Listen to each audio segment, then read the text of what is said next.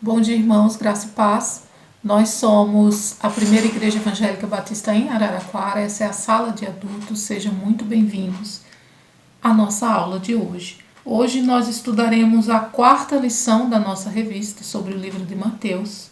O tema da nossa revista de hoje é a autoridade de Jesus. Nós vamos estudar os capítulos 8 e 9 do livro de Mateus. Vamos iniciar com oração? Pai querido e amado, eu te coloco, ó Pai, coloco diante de ti, Senhor, esta aula nesse momento, Senhor. Seja comigo aqui na ministração dela, ó Pai, que eu venha falar, Senhor, o que tu queres que nós aprendemos mais de ti, Senhor. Em nome de Jesus, Senhor, nos conduza em tudo durante esse período aqui, ó Pai. Que a pessoa que está me escutando do outro lado, Senhor, também tenha o discernimento do Teu Santo Espírito para entender a Tua palavra, Pai. Nos ajuda, ó Pai, não só a entender, como a praticar a Tua palavra em nome de Jesus. Aumenta a nossa fé em nome de Jesus. Amém. Como falei, o tema de hoje é a autoridade de Jesus. Hoje nós vamos ver 10 milagres que Jesus realizou, quer dizer, que Mateus relata, não é? Nesses 2 capítulos em que Jesus tenha realizado. Eles não estão em ordem cronológica, não é? Mas Mateus vai nos relatando aqui alguns milagres de Jesus, mostrando para nós a autoridade de Jesus. Né? São alguns milagres físicos, tem milagres espirituais, como expulsão de demônios, e temos também a autoridade de Jesus sobre a natureza, não é? Quando Jesus acalma a tempestade. Então são esses alguns milagres que nós vamos estudar nesta manhã. O foco, como falei, é a autoridade de Jesus. Os objetivos dessa lição é compreender que uma das marcas da autoridade de Jesus como rei é o poder de curar enfermidades, a importância da cura da doença no ministério de Jesus e também o valor da fé para que os milagres sejam concretizados. Os objetivos específicos são refletir sobre a importância da cura da doença no ministério de Jesus, tomar a atitude de colocar diante de Jesus as suas enfermidades. O nosso texto áureo se encontra em Mateus 9, capítulo 9, verso 6, que nos diz assim: mas isso é para que vocês saibam que o Filho do Homem tem autoridade sobre a terra para perdoar pecados. Então disse ao paralítico: levante-se, pegue o seu leito e vá para casa. Esse é o nosso texto áureo de hoje. Nos capítulos de 1 a 4 de Mateus, Mateus nos apresenta a pessoa do Rei Jesus. Nos capítulos 5 e 7, como vimos no domingo passado, são os princípios morais e espirituais dados pelo Rei. Não é? No sermão ali do monte. Eu amo essa passagem.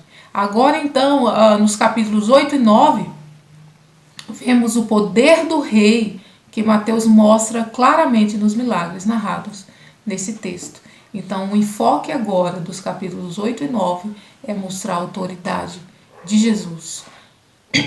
Mateus não traz uma ordem cronológica, como falei, não é? Mas apresenta todos eles para nos mostrar que o rei veio ensinar, ele veio pregar e ele veio também curar o nosso Mestre Jesus. E com palavras e milagres, Jesus mostra toda a sua autoridade, não é? Tanto para nós quanto para as pessoas que foram curadas, as famílias que tiveram os seus entes queridos restaurados, ressuscitados, e também as pessoas, né? Porque grande multidão acompanhava, grande multidão o seguia e ele operava milagres também diante dessa multidão. E é uma coisa que vamos observar hoje, não é? A individualidade com que Jesus trata cada pessoa. Não é? Cada pessoa chega de um jeito para Jesus, cada pessoa tem uma ação diante de Jesus, umas toca, outras fala, outras dizem, nem precisa você vir até a minha casa, manda só uma palavra, outros já dizem, vem até a minha casa, não é? Toca lá no meu ente querido. Uns ele toca com a pessoa que não podia ser tocada, e Jesus toca na pessoa, como leproso, não é? Outra pessoa que não podia tocar ninguém, toca em Jesus, como é o caso da mulher do fluxo de sangue. Então vemos aqui a individualidade com que Jesus trata cada caso, cada pessoa, cada situação. E como o paralítico, não é? Que Jesus diz, perdoados estão os teus pecados. Como que para aquele paralítico, o peso do pecado dele, capaz que fosse muito mais grave, não é? Capaz que fosse muito mais incômodo para ele, do que ele ser carregado numa maca pelos seus amigos.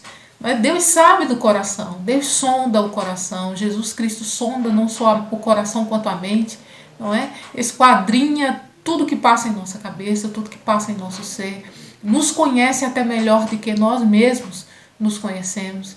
Então é nessa individualidade que Jesus trata, é com esse carinho, é com essa delicadeza que Jesus nos trata. Então, como vimos domingo passado, não é? Domingo passado vimos então o Sermão do Monte, do capítulo 5 ao 7. E se você observar aí na sua Bíblia, o final do capítulo 7, nos últimos versos, Jesus então destaca uma questão, Mateus então destaca uma questão importante. Vamos ver aqui, no capítulo 7, no final do verso do monte, né? No final do Sermão do Monte, no verso 28 e 29, veja aí na sua Bíblia, diz assim: quando Jesus acabou de proferir essas palavras, as multidões estavam maravilhados com a sua doutrina, porque ele ensinava como quem tem autoridade, e não como os escribas. Então ali as pessoas estavam admirados com a autoridade do falar de Jesus, do jeito que Jesus falava, porque ele não falava como os escribas falavam, que as pessoas estavam acostumadas a ouvir, mas Jesus tinha um diferencial que era a sua autoridade, que é o que vamos estudar nessa manhã, não é? E aquela multidão ali que escutava ele estava maravilhado com a autoridade com a qual Jesus ensinava. E agora Jesus mostra ao povo a autoridade de cura que ele tinha sobre as doenças, a autoridade que ele tinha sobre os demônios, a autoridade que ele tinha de perdoar pecados, a autoridade que ele tinha sobre a natureza, porque ele acalma também a tempestade. Então perceba aqui que a autoridade de Jesus foi reconhecida, não é? E ainda comparada com as dos escribas, que era totalmente inferior ao jeito que Jesus falava. E a multidão, então, vendo que Jesus ensinava de uma forma diferente, ficaram, então, maravilhadas com o ensino de Jesus, com a forma com que Jesus ensinava. Os evangelhos nos mostram o tempo todo, não é? O tempo inteiro essa temática da autoridade de Jesus no seu ministério, né? Jesus tem autoridade sobre as doenças, como falei, tem autoridade sobre os espíritos imundos, como falei, ele tem autoridade sobre a natureza, ele acalmou o mar, ele repreendeu os ventos fortes, e eles cessaram imediatamente após a ordem de Jesus. Jesus tem autoridade e ele governa sobre todas as coisas, não é? Então entramos agora no capítulo 8. E no capítulo 8 também vemos a autoridade de Jesus. A autoridade de Jesus aqui também está em alta, não é? O capítulo 8 e 9, eles relatam, como falei, 10 milagres realizados pela autoridade do nosso Rei Jesus. O primeiro tópico da nossa lição fala: os milagres acontecem. E além de uma narrativa clara de acontecimentos para autenticar toda a autoridade de Jesus, também enfatiza o valor da fé para que os milagres sejam concretizados. Em Hebreus fala que sem fé é impossível agradar a Deus. Então, nós precisamos entender a importância, não é, de nos mantermos firmes na fé. E como que podemos aumentar a nossa fé?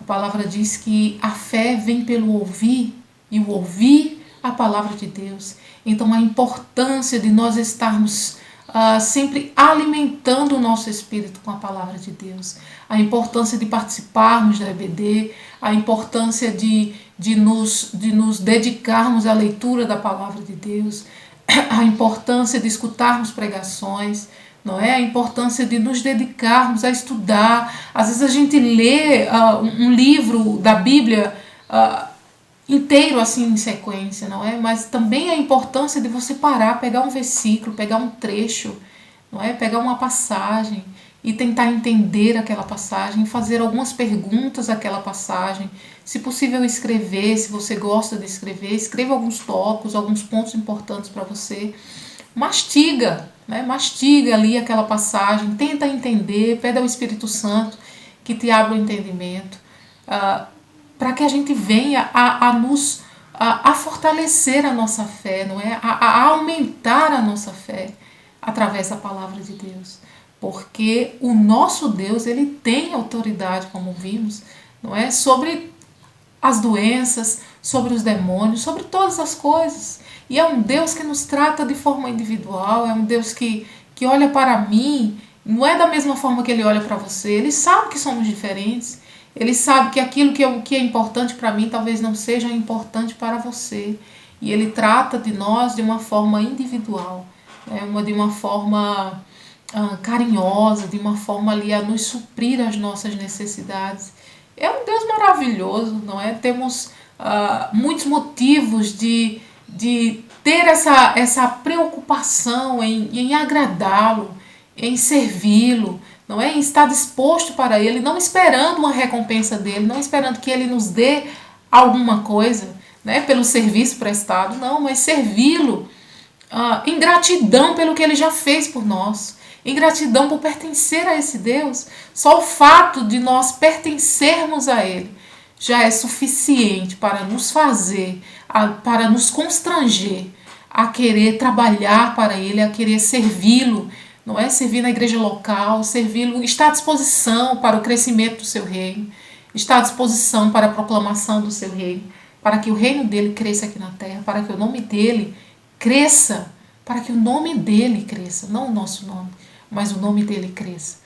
Então só o fato de pertencer a esse Deus, só o fato de ele ter nos perdoado os pecados, só o fato dele ter morrido na cruz por nós, só o fato dele trabalhar por nós de uma forma individual, olhando aquilo que é importante para nós, não é? Só por isso já temos motivos suficientes de gratidão a esse Deus, para querermos então retribuir, não é? Não esperando nada dele, porque não há nada mais que ele possa, e há, não é? Porque ele faz, porque ele é amoroso, porque ele é bondoso para conosco. Mas mesmo que ele não faça mais nada, o que ele já fez já é suficiente para que eu e você sejamos gratos pelo resto da vida. Ele nos livrou da morte eterna, ele nos deu, ele nos garantiu o céu, ele nos garantiu a vida eterna, não é? Nos tirou da condenação do pecado. Isso para nós já é motivo de gratidão, não é? Isso para nós já é motivo de nos render aos seus pés e nos colocarmos à disposição enquanto vivermos, né? Não temos como agradecer a ele por tão benefício que ele nos deu. Então aqui, como falei, vimos que Jesus curou 6 doenças físicas, não é? Ele curou a lepra, ele curou cegueira, ele curou surdez, ele curou virose, ele curou a paralisia, ele curou hemorragia. Vemos também cura espiritual, porque tinha os endemoniados, não é? E ele repreendeu então esses demônios. E também acontece a calmaria do mar, não é? Ele acalma o mar e ele repreende os ventos. Acontece, e com todos esses acontecimentos, não é? Assim, vividos pelos discípulos, no verso 26 ainda relata, não é? Que alguns deles ainda lhe faltava fé. Apesar deles ter visto tudo isso, apesar deles terem presenciado, deles terem acompanhado Jesus, e eles viviam com Jesus 24 horas, praticamente, não é? E foi um ministério muito intenso, e os discípulos estavam ali sempre com Jesus, e via tudo isso, mesmo assim, lhes faltavam fé. O segundo tópico da nossa lição fala sobre a lepra, não é? A lepra, como sabemos, é uma doença infecciosa, não é? Causada por uma bactéria, ela lesiona nervos, diminui a sensibilidade da pele, causa manchas na pele e é contagioso. Então o leproso, ele tinha que ficar totalmente isolado, ele não podia ter contato com ninguém, ele não podia tocar em ninguém, se afastava de sua família, se afastava da sua comunidade, se afastava das celebrações, não podia participar de mais nada porque era considerado como imundo. E aqui relata então esse leproso, não é que Jesus curou, mas na época de Jesus, hoje já tem uma facilidade maior quem tem lepra, não é? Que é a mesma coisa que hanseníase. A pessoa hoje não precisa ficar internada, tem uma medicação, tem um tratamento mais suave para a pessoa que possui lepra. Mas na época de Jesus, uma pessoa leprosa, como disse, ficava isolada de todo mundo, não podia ter contato com ninguém. E como aparecia na pele, não tinha nem como disfarçar, né? A pessoa não tinha nem como disfarçar que não tinha doença. Ela vivia de forma isolada mesmo. E lendo isso, né, acredito que agora, né, vivendo na pandemia, passando pela quarentena, como nós estamos passando, hoje está até um pouco mais suave, não é? Começou, as escolas já começaram, mesmo que de forma de escala, mas já ter alunos, não é? Algumas coisas estão voltando bem devagar, mas hoje nós temos um pouco dessa noção, não é? Dessa percepção do que é você viver de uma forma isolada, do que é você não poder ir para a igreja, o que é você não poder participar de celebrações, o que é você não poder estar em contato com seus irmãos, com a família de Cristo, não é? E quem pegou Covid, por exemplo, quem tem criança, teve que se afastar totalmente da sua criança por esse tempo, teve que se afastar do seu marido, se isolar num quarto fechado da casa, não é? Quem teve a oportunidade de ficar em casa, né? Porque alguns foram internados. Então, vemos aqui, hoje nós temos uma percepção até um pouco melhor do que era viver de uma forma isolada. E quem teve Covid, se não me engano, fica por 11 dias, uma coisa assim, não é? Mas imagina você ser condenado a viver a vida toda de uma forma isolada. A vida toda, se você era casado, se você tinha filho, não interessava. Se você pegasse uma doença como a lepra, você ia viver de uma forma isolada de todo mundo. Não é? Porque não tinha uma medicação, uma coisa que viesse a sanar aquele problema de uma forma satisfatória. Então hoje nós temos um pouco dessa noção, não é? Do que é viver sem socializar, o que é viver sem aglomerar, como é bom aglomerar, né? Hoje nós temos essa noção. E por muitas vezes assim, a gente não dava o devido valor a isso, não é? Um abraço. Nós visitamos o hospital, não é? Agora na semana da Semana Social e das igrejas batistas aqui em Araraquara, e como tive dificuldade lá no hospital de campanha, quando o pastor trazia a palavra, mesmo que breve, um versículo apenas, uma explanação muito pequena, e algumas enfermeiras com os olhos marejados, né? E por estar ouvindo aquilo ali, depois a gente ia, chamava ela pelo nome, perguntava o nome, conversava com ela pelo nome, perguntava o motivo de oração, conversava um pouquinho, porque tem que ser muito breve. Mas assim, a dificuldade de não poder abraçar, você vê que está uma pessoa ali carente, que tem uma pessoa que está necessitando ali de um apoio, não é? E como é difícil você não poder tocar. E eu lembro que eu toquei em uma assim, e depois que eu toquei, eu disse, meu Deus, eu não posso tocar. Eu não posso tocar, ela está trabalhando com o pessoal que está com Covid. Não é? E hoje a gente tem um pouquinho dessa noção do que é isso, não é? Você tem o medo do contágio, porque não é? Então nós temos um pouco dessa noção do que é uma pessoa que vivia com lepra, do que era uma pessoa considerada pela lei, a lei que foi dada a Moisés, imunda, como uma mulher hemorrágica, não é? Que vamos ver mais para frente.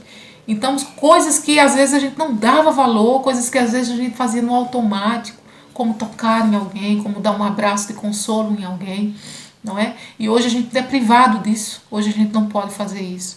Então temos um pouco, não é? Um pouco da noção do que essas pessoas passavam.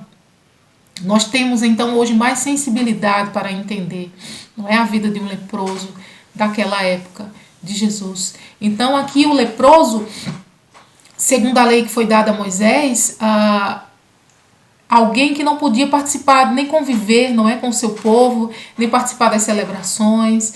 E temos, como falei, um pouco da clareza disso hoje, não é? Sentimos falta da nossa igreja, sentimos falta do convívio dos irmãos, o que nos deixa mais sensíveis para entender isso tudo, como falei, não é? Ser privado do convívio das pessoas é muito difícil. Não é? Eu lembro que quando a gente fez o drive-thru ali das revistas, nossa, como foi bom! Não é uma situação como aquela, só um drive-thru, as pessoas passavam e entregavam, mas ali você podia conversar um pouquinho com a pessoa. Nós que ficamos ali, ficamos 4, não é? Teve no sábado de manhã, ficamos 4, distantes, mas ficamos 4 ali no estacionamento da igreja. E ali conversar um pouquinho, não é? Rir um pouquinho das nossas histórias, é o nosso povo, é a mesma linguagem, o mesmo sentimento, não é? O nosso povo, não é? A nossa família. E como foi bom ali conversar um pouquinho com os irmãos. E por muitas vezes nós não dávamos o devido valor a isso, não é? E hoje nós vemos a dificuldade de ser privado do convívio das pessoas. O texto então aqui no capítulo 8 nos diz que o leproso se aproxima de Jesus e que ele se dobra e que ele adora ao Mestre Jesus, não é? E ele fala: Senhor, se tu quiseres, tu podes me purificar. Mostrando ali a fé, mostrando ali a reverência, mostrando ali a humildade. Não é? Ele não chegou e disse: Mestre, sofro há tantos anos, me cura, você cura aí um monte de gente, né? Me cura também, como a irmã de Lázaro fez, não é? Se o Senhor tivesse aqui, meu irmão não tinha morrido, não é? Mas não,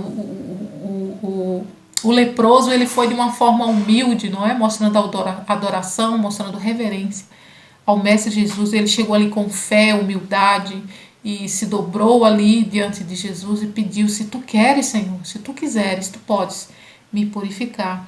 E o interessante aqui que o texto fala é que quando Jesus curou aquele leproso, Jesus curou ele com um toque. Preste atenção aí na sua Bíblia, no capítulo 8. Jesus tocou aquele homem. Era um homem que não podia ser tocado por conta da sua impureza, não é? E Jesus, sabendo da necessidade daquele homem, quanto tempo que aquele homem não recebia um toque? Não é? Jesus podia curar, só dizer: esteja curado. Não podia? Do jeito que ele fez, por exemplo, com o centurião, não é? Que só bastou uma palavra, porque o poder a autoridade de Jesus não está no tocar, não está nele estar próximo. Não, ele curou tanto na multidão como curou de forma individual dentro de uma casa, não é? Então, e mesmo assim ele tocou, mostrando ali a importância que aquele leproso tinha de ser tocado naquele momento, não é? Então o toque de Jesus tem um simbolismo muito bonito nesse trecho aqui. Jesus não precisava tocar para curar, mas aquele homem não era tocado por ninguém, não é? Mostrando então, Jesus mostrando ali compaixão por aquele homem. Jesus vai no detalhe, na necessidade de cada pessoa. Ele trata de uma forma individual. Ele sabe que todas as coisas, não é? E ele opera de uma forma individualizada e com riquezas de detalhe, mostrando para nós que Jesus é a nossa cura e que ele sabe dos detalhes da nossa vida, se importa conosco e com as nossas mazelas. Não é? Por muitas vezes a gente pensa, né? Chega a pensar assim: sou mais um na multidão, não é? Sou mais um na multidão. E esse trecho aqui nos lembra que não, que Jesus Cristo nos trata na individualidade, que ele vê aquilo que é importante para nós, aquilo que necessitamos, não é? Não só cura física, como vemos aqui. O leproso precisava de uma cura física, mas ele também precisava daquele toque do mestre, mostrando compaixão, mostrando: me importo com você. Eu não vou só curar você, mas eu vou tocar você, porque eu sei que muitas pessoas não te tocam há muito tempo, que você não recebe um toque há muito tempo por ser considerado imundo.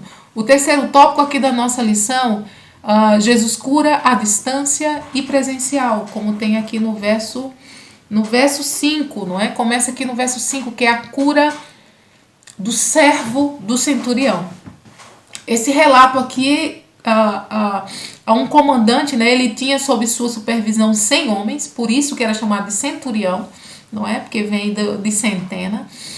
E ele, apesar de gentil, não é? Ele não era judeu, ele era gentil, mas ele reconhecia o poder de Jesus para curar um dos comandados dele, né? Tinha um dos comandados que estava paralítico, e o verso 5 diz que o centurião então se aproxima de Jesus, implora para que Jesus cure o seu servo que está sofrendo horrivelmente, como diz no verso 6. Então, vemos aqui um comandante, não é? Extremamente preocupado com o seu servo, inclusive estava na casa dele, não é? Aqui no verso 6 diz que o servo estava na casa dele e que estava lá de cama e sofrendo horrivelmente.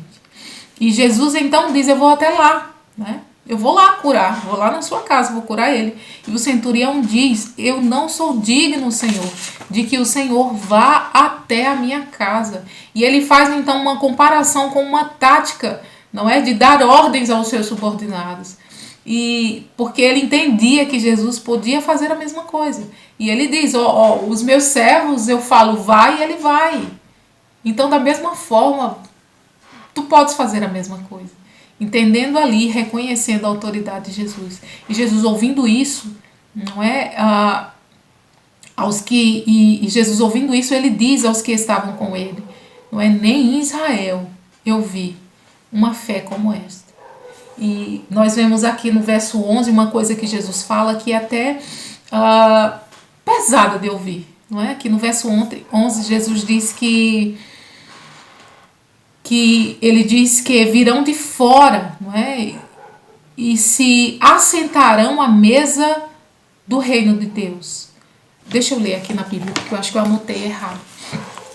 Aqui, no verso 11 diz assim: em verdade lhes digo que nem mesmo em Israel encontrei fé como essa. Aí o 11 agora: digo a vocês que muitos virão do Oriente e do Ocidente e tomarão lugar à mesa, como Abraão, Isaque e Jacó no reino dos céus.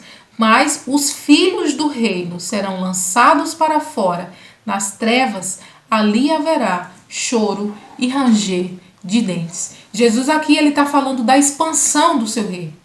Não só para os judeus, mas para toda a terra. Não é? Jesus aqui ele prediz que nós também seríamos alcançados. Não é? Que nós também faríamos parte do seu reino. E perceba aqui que a visão de Jesus é ampliada. Certamente pessoas que ouviram isso não compreenderam na época, não é? Capaz que não compreenderam, mas Jesus ali predizendo, Jesus ali já vendo que a Pieba existiria, já vendo ali que eu e você faria parte da Pieba, que eu e você seríamos alcançados, não é? E faríamos parte então do seu reino, não apenas os judeus, mas toda a terra. Nessa passagem aqui vemos um gentil mostrando uma fé inabalável, não é? O centurião gentil, ele mostrando aqui uma fé inabalável na autoridade de Jesus, que podia fazer todas as coisas. O gentil reconhece o Deus dos hebreus, não é? E Jesus aqui também relata que veio para todos, já deixando claro, não é? Que veio para todos, não só para o judeu. Jesus tem autoridade sobre as doenças. Basta uma palavra dele para tudo mudar. E qualquer situação, seja ela qual for, ela pode mudar a partir de uma palavra do nosso mestre, do nosso rei. No verso 14 o texto relata a cura da sogra de Pedro. Não é? Ela estava com febre, Jesus a toca pela mão, não é? E a febre imediatamente vai embora. E a mulher levanta e passa a servir a todos eles. Não é? E uma coisa também que pode ser destacada aqui é o serviço. Não é? Jesus tocou aquela mulher, Jesus curou aquela mulher que estava com febre, estava de cama, não é? Uma época em que não se tinha a medicina como se tem hoje. E febre não é simplesmente a febre, não é? A febre é uma reação do seu corpo por alguma infecção, por alguma doença, por qualquer outra situação. Então a febre então se manifesta, não é? E aquela época era uma época extremamente difícil, não se sabia direito que doença que essa mulher tinha, podia ser muita coisa, não é? Ao ponto dela estar de cama, não é? Ardendo em febre. E Jesus a toca, e Jesus a levanta, e ela fica curada, e ela fica purificada daquela febre, não é? E ela passa a servi-lo imediatamente, não é? Quando Jesus nos toca, quando Jesus nos restaura, não é? Quando nós então somos tocados e restaurados por Jesus Cristo, somos feitos isso, ele faz isso por nós, mas para o serviço, não é? Somos chamados para o serviço, Não temos como ficar apenas sentados esperando que as pessoas façam. Jesus não nos chamou para isso. Jesus não pagou o preço que ele pagou por isso. Não, nós temos que trabalhar, não é? Nós fazemos parte de uma grande equipe. E a equipe de Jesus Cristo, para a expansão do seu reino, não é? Somos chamados para o serviço. E essa sogra de Pedro aqui, como vemos, aí imediatamente começou a servi-los. Então, seja de longe, como foi no caso do centurião, ou tocando, como foi no caso da sogra de Pedro, Jesus tem autoridade sobre toda e qualquer doença, seja diante de uma multidão ou dentro de uma casa, não é? Pessoas vendo, ou ele curando, ou ele sendo só um encontro seu com Jesus Cristo. Não é? Ele tem todo o poder.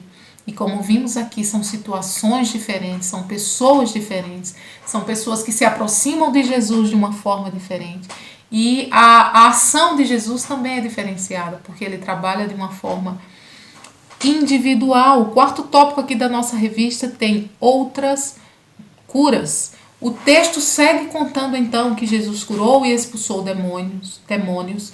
Depois aqui no verso 23, mostra Jesus acalmando a tempestade, mostrando a sua autoridade, não é, sobre o mar e o vento. No verso 28, conta de 2 homens que colocavam medo nos moradores de Gadá. Não é? O povo tinha medo daqueles 2 homens que viviam por ali, aterrorizando todo mundo da cidade. E quando esses 2 homens endemoniados viram que Jesus vinha, não é, começaram a gritar e dizer: o que você quer conosco, filho de Deus, como diz aqui no verso 29. E Jesus expulsa então esses demônios, e os demônios ia passando porcos, não é? E os demônios então pedem para que entrem nos porcos, e Jesus permite que eles entrem. E os demônios saindo daqueles 2 homens, entraram nos porcos, e os porcos se lançaram num penhasco.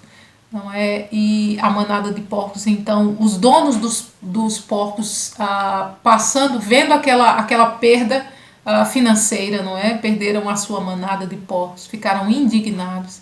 E a cidade, então, ficou indignada com Jesus, porque Jesus tinha permitido, então, que os demônios entrassem ali e a manada se lançou num penhasco. E as pessoas, então, pedem para que Jesus saia daquela cidade. Veja que não se importaram com a cura espiritual daqueles 2 homens. Eram 2 homens, que aterrorizavam a cidade, não é? E Jesus então cura esses 2 homens, não é? Traz cura espiritual para esses 2 homens.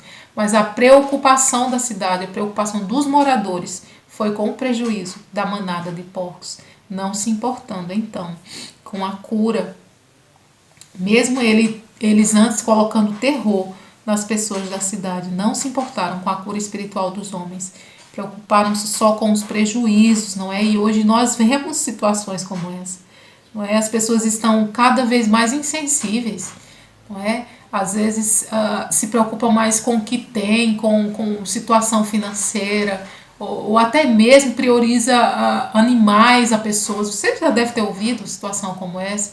Eu prefiro cachorro, eu prefiro gato do que gente.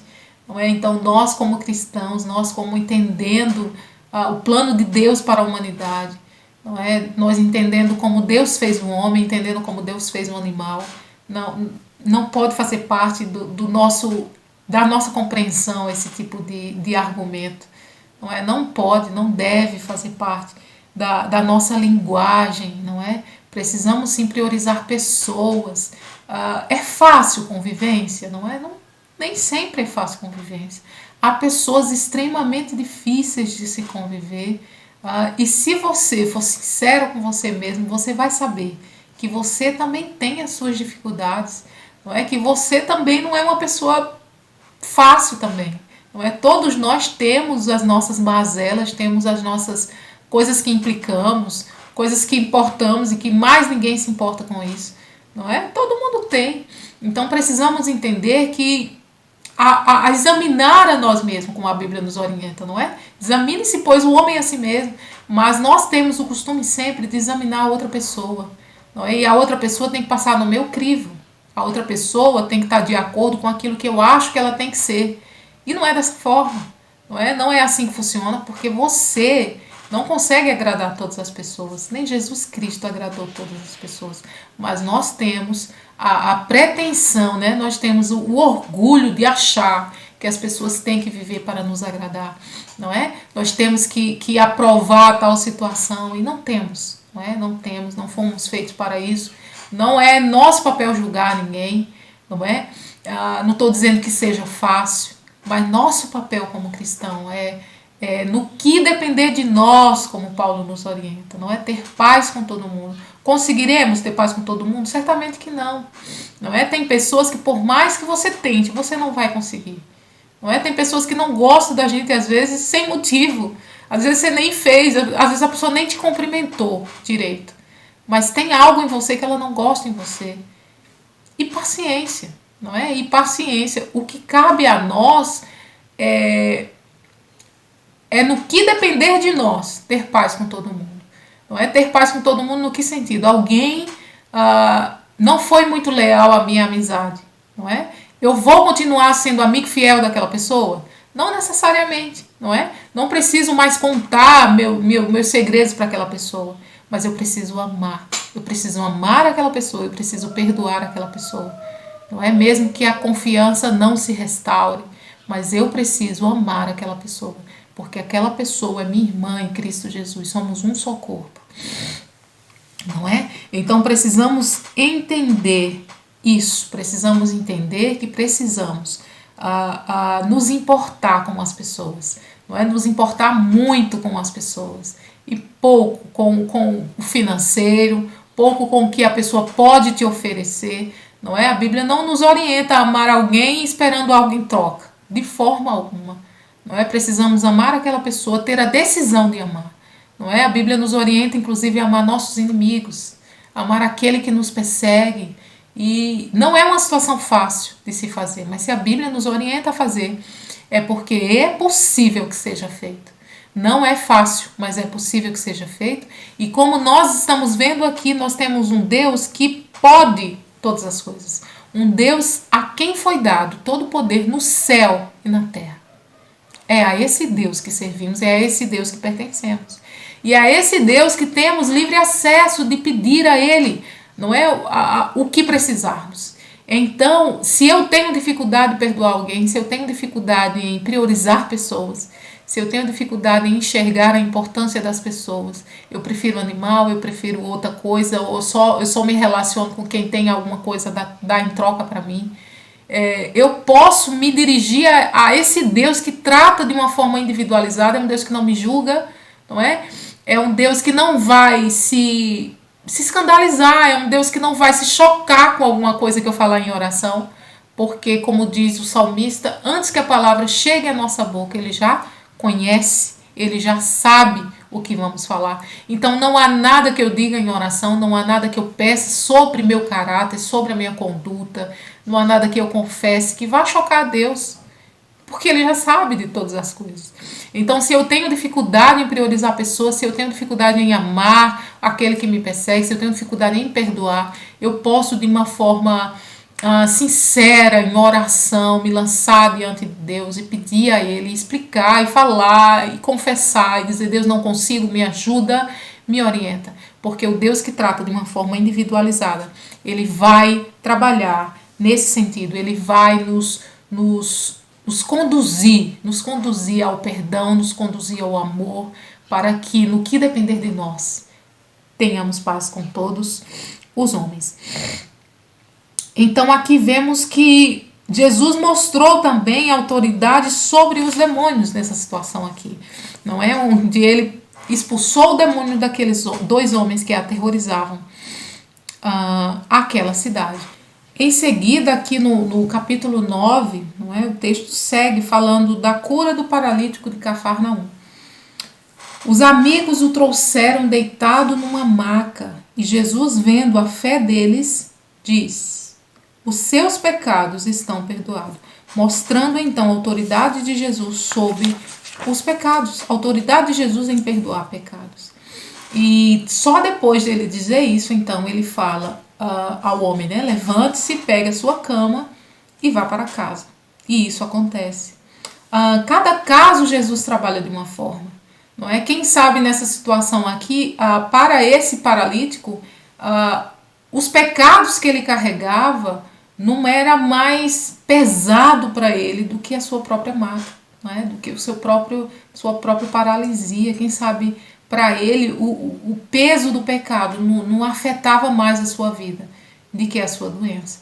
Então Jesus conhecendo, Jesus trabalhando na individualidade então, e tendo a autoridade de perdoar pecados, Jesus primeiro perdoa os pecados daquele homem, aquele homem sente-se aliviado, não é? Imediatamente sente-se aliviado na sua alma, e então Jesus diz depois, não é? Levante-se daí, pegue sua cama e vá para casa. E isso acontece, não é? Cada caso Jesus trabalha de um jeito. Tem um que Jesus toca, um homem que não podia ser tocado, não é? Tem outro que Jesus manda só uma palavra e a pessoa é curada imediatamente lá onde ele está.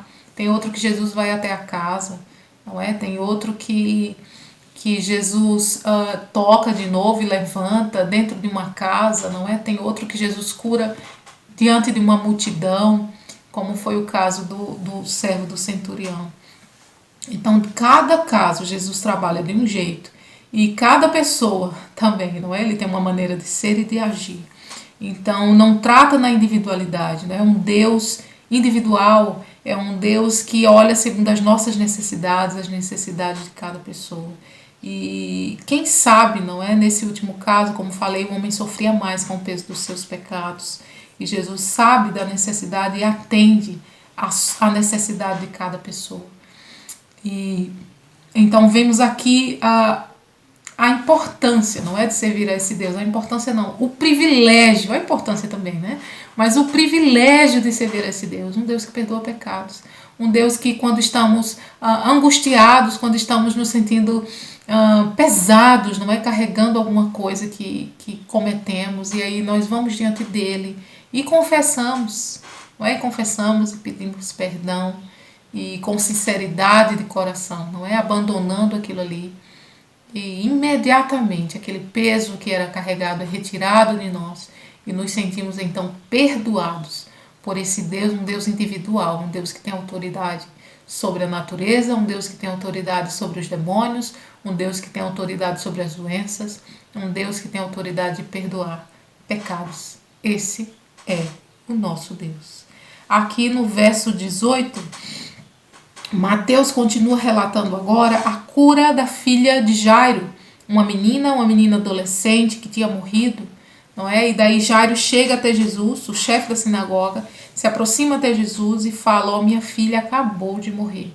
E Jesus então se dirige até a casa de Jairo, e nesse trajeto em que Jesus está se dirigindo à casa de Jairo, acontece o toque da mulher hemorrágica, não é? Tá ali a multidão que aperta Jesus, e Jesus está ali andando de forma na multidão, e chega uma mulher que também era considerada imunda, não é? Uma mulher que não recebia toque, que não podia tocar em ninguém.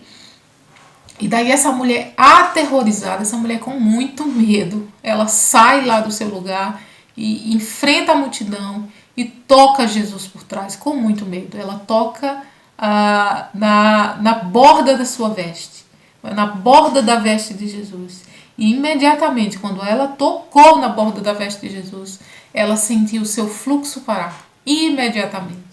E era uma coisa que só ela sabia. Não era uma coisa que só ela sentiu. E Jesus também sabia. Então só os dois ali na multidão sabiam o que tinha acontecido. Jesus então se volta, não é, para que então as pessoas pudessem perceber o que tinha acontecido ali, para que aquela mulher pudesse ser reinserida na sociedade, para que aquela mulher deixasse de ser impura, saísse do isolamento social e pudesse agora aglomerar, não é? Pudesse agora conviver com as outras pessoas de uma forma saudável. E Jesus então volta-se para aquela mulher. Ela não pede nada, ela não fala nada. Veja a diferença de cada pessoa ao se aproximar de Jesus. Cada um com a sua necessidade, cada um com uma necessidade diferente.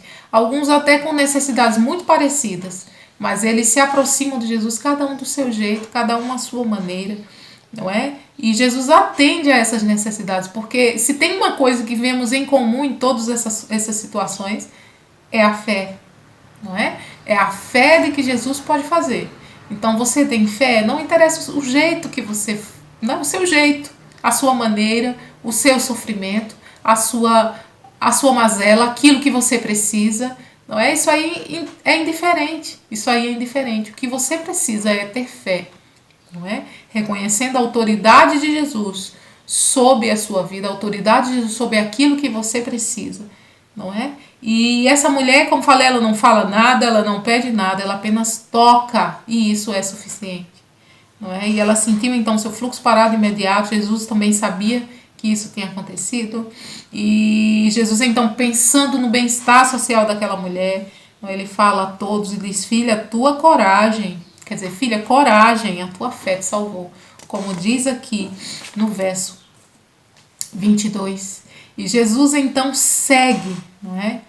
Segue e vai para a casa de Jairo, e ali então ele cura a filha de Jairo. A filha de Jairo já tinha morrido, não é? A filha de Jairo tinha acabado de morrer. Jairo foi chamar Jesus. No trajeto aconteceu isso da mulher hemorrágica, a cura da mulher hemorrágica.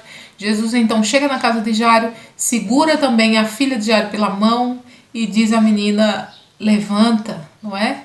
E algumas pessoas, a Bíblia relata que as pessoas riram de Jesus, porque Jesus chegou lá na casa de Jairo e disse: a menina não está morta, a menina dorme, a menina apenas dorme. E as pessoas ali do recinto começaram a rir de Jesus.